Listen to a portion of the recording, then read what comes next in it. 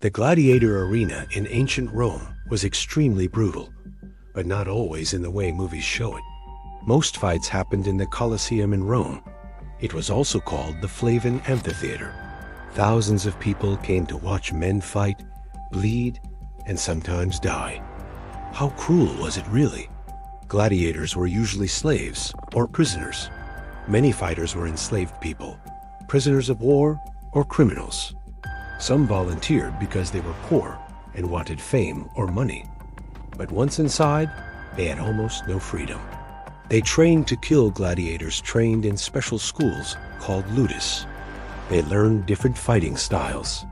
Some had heavy armor and shields. Others were lightly armored with nets and tridents. Every fight could be their last. Death was common, but not always.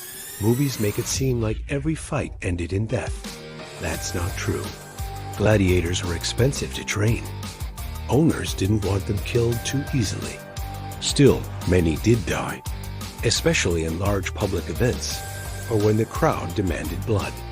Executions were entertainment. At midday, criminals were sometimes executed in the arena.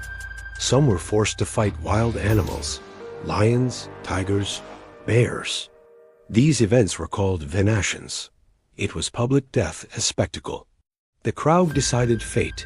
The audience could influence whether a defeated gladiator lived or died. The final choice was made by the emperor or event sponsor. Mercy was possible, but not guaranteed. Was it worse than modern war? Gladiator fights were personal, face-to-face, slow. The crowd watched every scream.